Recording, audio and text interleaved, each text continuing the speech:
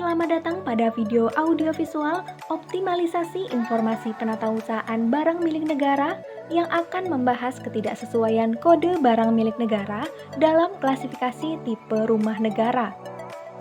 Berdasarkan Peraturan Menteri Pekerjaan Umum Nomor 22/PRT/M/2008 tentang pedoman teknis pengadaan, pendaftaran, penetapan status, penghunian, pengalihan status, dan pengalihan hak atas rumah negara adalah bangunan yang dimiliki negara dan berfungsi sebagai tempat tinggal atau hunian dan sarana pembinaan keluarga serta menunjang pelaksanaan tugas pejabat dan atau pegawai negeri.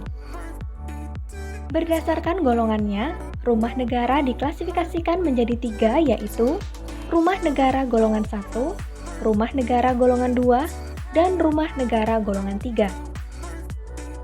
Rumah negara golongan 1 adalah rumah negara yang dipergunakan bagi pemegang jabatan tertentu dan karena sifat jabatannya harus bertempat tinggal di rumah tersebut serta hak penghuniannya terbatas selama pejabat yang bersangkutan masih memegang jabatan tertentu tersebut. Rumah negara golongan 2 adalah rumah negara yang mempunyai hubungan yang tidak dapat dipisahkan dari suatu instansi dan hanya disediakan untuk didiami oleh pegawai negeri, dan apabila telah berhenti atau pensiun, rumah dikembalikan kepada negara. Rumah negara golongan 3 adalah rumah negara yang tidak termasuk golongan 1 dan golongan 2 yang dapat dijual kepada penghuninya.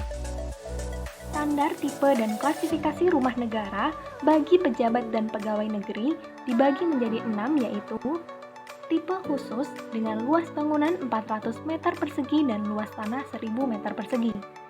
Tipe A dengan luas bangunan 250 meter persegi dan luas tanah 600 meter persegi. Tipe B dengan luas bangunan 120 meter persegi dan luas tanah 350 meter persegi. Tipe C dengan luas bangunan 70 meter persegi dan luas tanah 200 meter persegi. Tipe D dengan luas bangunan 50 meter persegi dan luas tanah 120 meter persegi.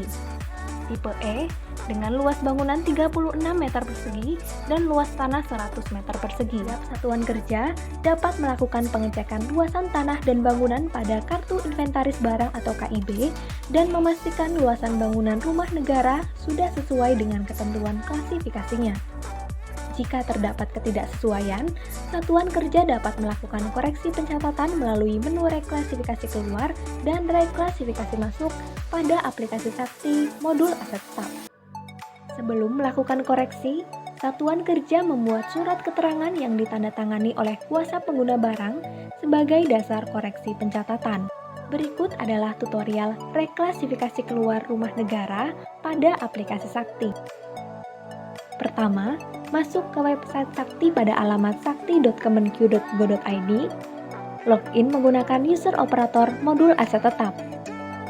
Buka menu aset tetap, RUH, transaksi BMN, penghapusan, reklasifikasi keluar. Akan muncul formulir reklasifikasi keluar sebagai berikut. Klik tombol rekam, lalu pilih kode barang yang akan direkam, yaitu kode rumah negara yang tidak sesuai dengan klasifikasi tipenya. Gunakan fitur filter untuk memudahkan pencarian kode barang yang sesuai. Pilih kode barang dan klik tombol pilih. Isikan nomor urut pendaftaran atau NUP awal dan akhir dari rumah negara yang akan dilakukan reklasifikasi keluar. Isi kolom tanggal pembukuan, isi kolom nomor SK, tanggal SK, dan keterangan. Jika telah selesai, klik tombol simpan.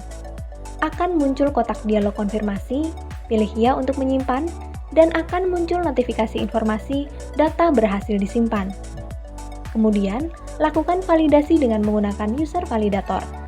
Pilih menu aset tetap, persetujuan, validasi. Checklist transaksi yang akan divalidasi dan klik validasi.